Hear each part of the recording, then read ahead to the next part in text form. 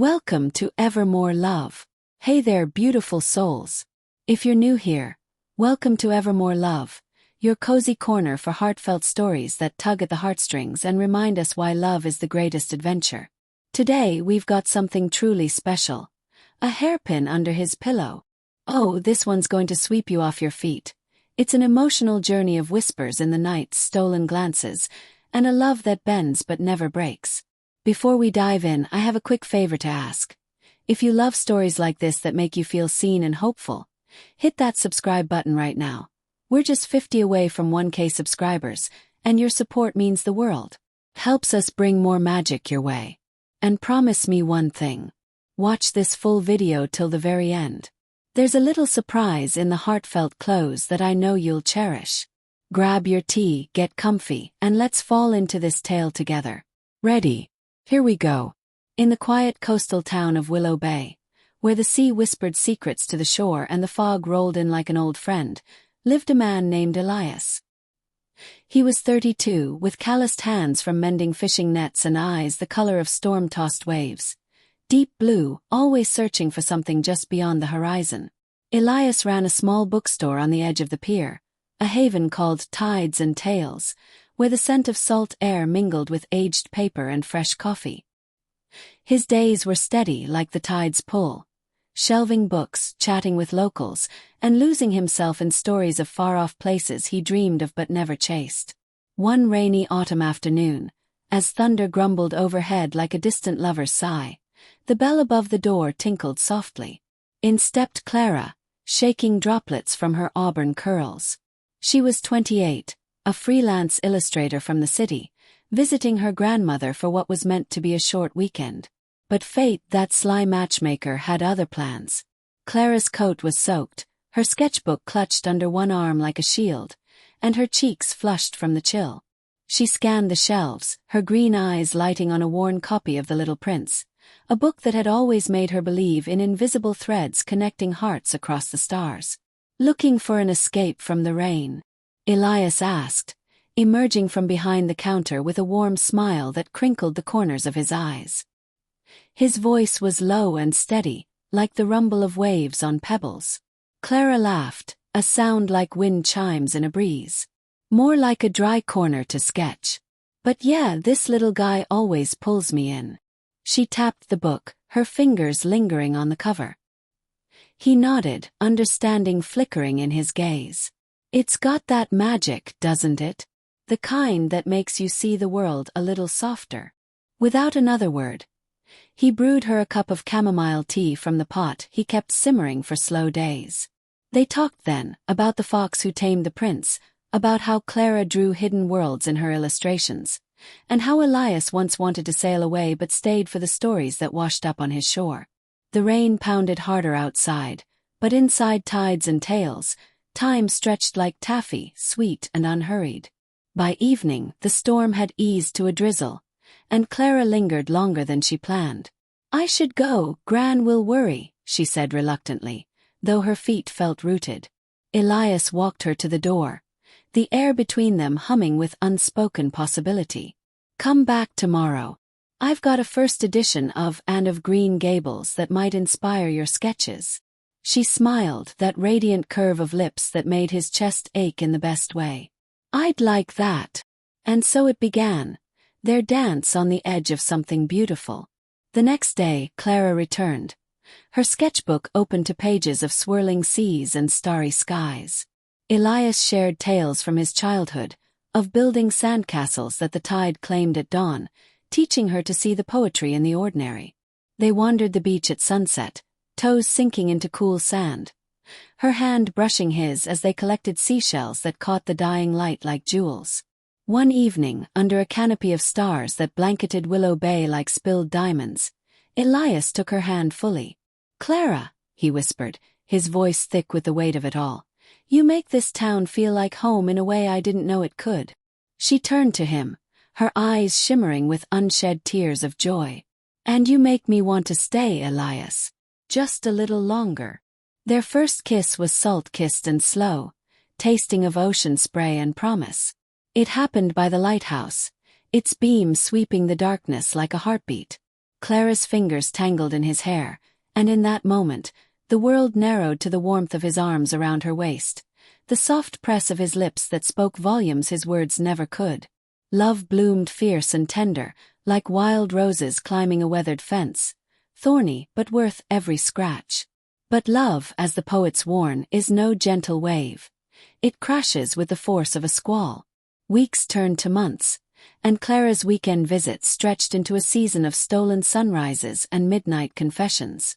They picnicked on cliffs overlooking the bay, her head on his shoulder as they watched dolphins arc through the water like living silver. Elias carved their initials into the bark of an ancient oak behind the bookstore, a secret vow etched in wood. Clara sketched him endlessly, his profile against the sea, his hands turning pages, the quiet intensity in his eyes when he looked at her. "You're my muse," she'd tease, but her voice trembled with truth. Yet shadows crept in. Clara's grandmother's health faltered, a quiet decline that pulled at Clara's heartstrings.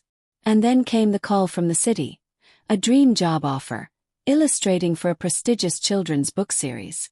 It was the kind of opportunity that whispered of stability, of a future she could build with her art. But it meant leaving Willow Bay, leaving Elias, for good. "I don't want to go," she sobbed one night in his arms, the room lit only by the glow of a single lamp. Rain lashed the windows again, mirroring the storm inside her. "This us. It's the realest thing I've ever known." Elias held her tighter, his own throat tight with unspeakable fear. "Then don't. We'll figure it out. Me, you, this little town. I can't imagine mornings without your laugh echoing through the stacks." His fingers traced the curve of her cheek, memorizing the feel of her skin, the way her breath hitched when he said her name. But deep down, he knew her dreams were as vital as the sea to a sailor. "Go, Clara. Be brilliant. And come back to me when you're ready." The morning she left was gray and heavy, the air thick with the scent of damp earth. They stood on the bookstore steps, her suitcase at her feet like an unwelcome intruder. Elias pressed a small leather-bound journal into her hands, filled with pressed flowers from their walks and notes scribbled in his neat script, "To the girl who drew me into her world." Clara, tears streaming, slipped a silver hairpin from her curls, a delicate thing shaped like a crescent moon, a gift from her mother. "Keep this," she murmured, tucking it into his palm. "So you remember the nights we tangled together." He watched her car disappear down the winding road, the hairpin clutched in his fist like a talisman. That night, alone in his bed above the bookstore, the sheets still carrying the faint jasmine of her perfume, Elias slipped the hairpin under his pillow. It was a foolish ritual perhaps, but it grounded him. Each night as he lay in the dark, his fingers would brush its cool metal, and memories flooded back. The curve of her smile in the lamplight, the way she'd hum off-key while sketching, the soft sighs she made in sleep. It became his anchor, a whisper of her in the silence, turning lonely nights into bridges to what might be. Months blurred into a haze of letters and late-night calls. Clara's packages arrived with sketches of city skylines dotted with seashells, her words aching with "I miss you" scrawled in the margins. Elias replied with pressed leaves from the oak tree, stories of customers who reminded him of her fire. But distance is a cruel thief, stealing inches from hearts until they feel miles apart. Doubts crept in like fog, her job consumed her. His bookstore struggled against online giants. One call, her voice breaking. "Elias, what if we're just a beautiful chapter? What if love isn't enough to rewrite the ending?" His heart shattered like glass underfoot. "It has to be, Clara. You're the plot twist I never saw coming, the one that makes the whole story worth reading." The breaking point came on a winter night, snow dusting Willow Bay like forgotten confetti. Elias, staring at the hairpin glinting in the moonlight, made a vow. He closed the bookstore early, drove through the storm to the city, the hairpin tucked in his coat pocket like a compass. He found her studio in a brick walk-up, light spilling golden onto the icy street. Knocking with frozen knuckles, he waited, breath clouding the air. Clara opened the door, her eyes widening in disbelief, curls tousled from a sleepless night. Elias. What how? He stepped inside, snow melting on the floor, and pulled the hairpin from his pocket. I couldn't wait for the next letter. It kept me up every night dreaming of you. Under my pillow like a secret I couldn't let go. Clara, you're not a chapter. You're the whole damn book, the one I want to read forever. She gasped, tears spilling as she took the hairpin, her fingers trembling. In that cluttered studio, surrounded by half-finished illustrations of starry seas and whispered promises, they fell into each other. His kiss was desperate, tasting of salt and snow. Her hands clutching his shirt as if he'd vanish like mist. They talked till dawn, raw, unfiltered truths about fears and futures. The job. She'd negotiate remote days. The distance. They'd bridge it with weekends by the sea. Challenges loomed, yes. Family worries, the pull of two worlds. But in each other's arms they felt unbreakable, like waves carving stone into something eternal. By spring, Clara returned to Willow Bay. Her sketchbook now alive with their shared story. Tides and tales expanded with a corner for her illustrations. And the hairpin. It stayed under Elias's pillow, a crescent moon guarding their dreams. On quiet nights, as they lay tangled in sheets scented with jasmine and salt, he'd trace its shape and whisper, "See? Love doesn't just happen. It hairpin turns you toward home." And in Willow Bay, where the sea still sang its endless lullaby, they built a life, not perfect but profoundly theirs. A love that weathered storms, emerging stronger, softer, forever etched in the heart's quiet pages. Phew, what a ride, right?